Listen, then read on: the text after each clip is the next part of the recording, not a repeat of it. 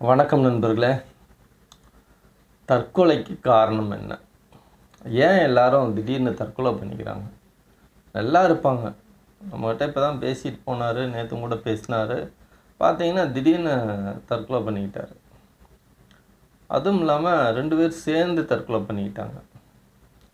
ஒருத்தரை கொலை பண்ணிட்டு இவர் தற்கொலை பண்ணிக்கிட்டார்.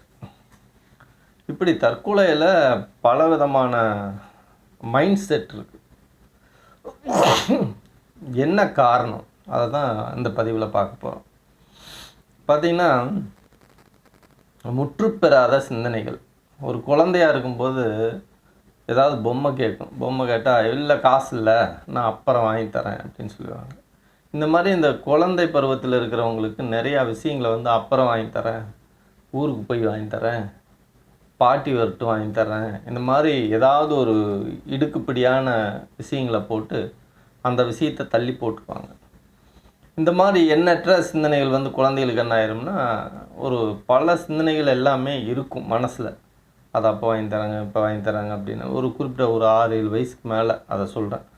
அப்போ நிறையா விஷயம் எதிர்பார்ப்புலேயே அது நின்றுக்கிட்டு இருக்கும். அப்போ அதுக்கு என்ன ஆகிடும்னா, நமக்கு எதுவுமே கிடைக்காது அப்படின்னு ஒரு முடிவுக்கு வந்துடும் இந்த மனசு. எல்லாரும் அப்படி இருக்காங்க, எல்லாரும் இப்படி இருக்காங்க, யாரோ என்னமோ வாங்குறாங்க, நம்மளால் எதுவுமே வாங்க முடியல, அப்போ நமக்கு எதுவுமே கிடைக்காது அப்படின்னு ஒரு முடிவுக்கு வந்துடும். ஒரு சில பேர் என்ன பண்ணுவாங்கன்னா, அதை வன்முறையால் அதை ஏதோ ஒரு வகையில் நம்ம அதை அடையணுங்கிற முயற்சிகளுக்கெல்லாம் இருப்பாங்க.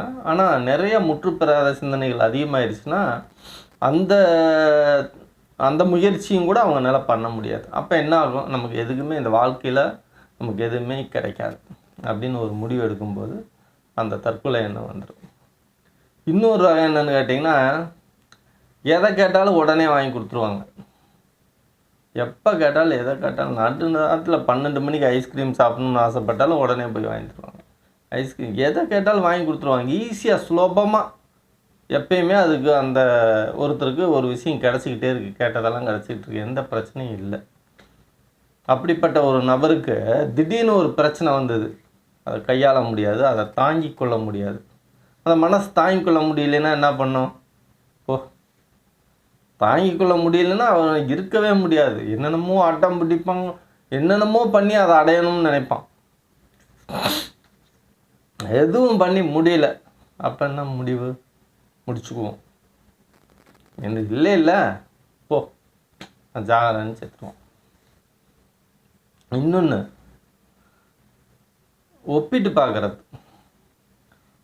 எதுக்கு எடுத்தாலும் இன்னொருத்தரோட ஒப்பிட்டு சொல்லிக்கிட்டே இருப்பானுங்க. அவனை பார்த்தியா கல்யாணம் பண்ணிட்டான், அவனை பார்த்தியா 2 பிள்ளை இருக்குது, அவனை பார்த்தியா பட்டம் வாங்கிட்டான், அவனை பார்த்தியா ஃப்ளைட்டில் போயிட்டு வந்தான், அவன் பார்த்தியா டூரு போனான், அவன் பார்த்தியா எத்தனை பவுன் போட்டிருக்காங்க பார்த்தியா, அவன் பார்த்தியா இடம் வாங்கிட்டான், இவன் பார்த்தியா வீடு கட்டிட்டான்.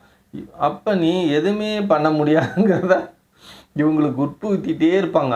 அப்பப்போ நீ லாய்க்கில்லை. அப்போ அந்த மனோநிலை என்ன ஆகிடும்னா, இப்போ ஒப்பிட்டு பார்க்கும்போது அந்த மனம் என்ன பண்ணோம்னா, இவனை மட்டும் ஒருத்தரை ஒப்பிட்டு பார்க்க வச்சுட்டாங்க. உடனே ஆட்டோமேட்டிக்காக இவர் யாரை பார்த்தாலும் தன்னை அவரோட ஒப்பிட்டு பார்ப்பார். அப்படி ஒப்பிட்டு பார்த்து மனம் மிக பலவீனமாக ஆகிடும். ஏன்னா ஒப்பிட்டு பார்க்குறது இருக்கிறவங்ககிட்ட தான் ஒப்பிட்டு பார்ப்பாங்க. இவனை விட கீழே இருந்தால் பார்க்கவே மாட்டாங்க. அப்போ இவனை விட மேலே இருக்கிற விஷயத்தை தான் ஒப்பிட்டு பார்ப்பாங்க. அப்போ என்ன ஆகும்? நம்மக்கிட்ட எல்லாமே இல்லை, நம்ம இதுக்கு லாய்க்கில்லை, வாழ்க்கையை வேஸ்ட்டு, விரக்தி, மனபலவீனம், தற்கொலை. இன்னொன்று, நெருக்கடிக்குள்ளாகிறது. எப்பயுமே சொல்கிற கேளு, சொன்ன வச்சு கேளு, இப்படியே பாரு, அங்கே போ, இங்கே போகாத, இதை பண்ணு, படி, மார்க் வாங்க முடியல. ஒரு அதிகாரத்தை அப்படியே வச்சு துணிச்சிக்கிட்டே இருக்கிறது, ஒரு அடிமை மாதிரி. எதுக்கு பிறந்தான்னே தெரியாது அவனுக்கு. அவன் மூளையே வேலை செய்யாது. என்ன பண்ணும்? சொன்னால் செய்யும்.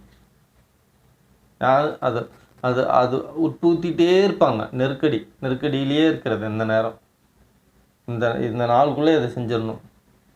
20 வயசுக்குள்ளே கல்யாணம் பண்ணிடணும், 25 வயசுக்குள்ளே வீட்டை கட்டிடணும், அப்படி சொல்லி மைண்ட் செட் பண்ணி ஸ்ட்ராங் பண்ணி விட்டுருவாங்க. இப்போ என்ன ஆகும், அந்த நெருக்கடி கொடுத்துக்கிட்டே இருப்பாங்க. பேரண்ட்ஸு, உறவினர்கள் எல்லோரும் அந்த நெருக்கடி, இதுக்குள்ளே இதை முடிச்சிடணும், இதுக்குள்ளே இதை முடிச்சிடணும். 150 கிலோமீட்டர் வேகத்தில் வரக்கூடிய ட்ரெயின் கிராஸ் பண்ணி போகிற மாதிரி. அப்போ என்ன ஆகும், முடிக்க முடியல. ஒரு சிலர் போதைக்கு அடிமையாக அவன்லாம் அந்த மாதிரி அடிமையாகிறதுக்கு காரணம் என்னென்னா மனபலவீனத்தில் தான் போய் அடிமையாகும். சில விஷயங்கள் அதெல்லாம் குற்ற உணர்வுன்னு நினைக்கிறவன் முடிச்சுக்குவான், இல்லைன்னா அதவே அதிகமாக சாப்பிட்டு தன்னை முடிச்சுக்குவான். இப்போ இந்த மாதிரி குறிப்பிட்ட விஷயங்கள் தான் வந்து ஒரு மனிதனோட தற்கொலைக்கு காரணமாக அமையுது.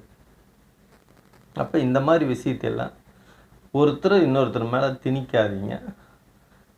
இந்த மாதிரி உங்களுக்கு துன்பங்களை தரக்கூடிய விஷயங்கள்லேருந்து நீங்கள் விடுபட்டு நீங்கள் வாழுங்க. அப்போ தான் நீங்கள் நிம்மதியாக வாழ முடியும். இதை உங்களை ஒப்பிட்டு பார்க்குறாங்களா, அதிகாரம் செலுத்துகிறாங்களா, இல்லை உங்களுக்கு வந்து எல்லாமே நிராகரிக்கப்படுதா, எல்லாம் ஈஸியாக கிடைக்குதா அப்படின்னா இதெல்லாம் பிரச்சனை தான் உங்களுக்கு. இப்போ எல்லாமே இன்பம், வெற்றி, தோல்வி எல்லாத்தையும் கடந்து போகும்போது தான் அந்த மனம் வந்து பக்குவம் அடையும். அப்போ நிம்மதியாக வாழலாம். நிம்மதியாக வாழாட்டியும் பிரச்சனை இல்லை, வாழ்ந்துக்கிட்டு இருக்கலாம். அப்போ இந்த மாதிரி நெருக்கடிகள், இந்த மாதிரி விஷயங்களெல்லாம் தவிர்த்துட்டு நீங்கள் வாழுங்க. நல்லாயிருக்கு. வணக்கம்.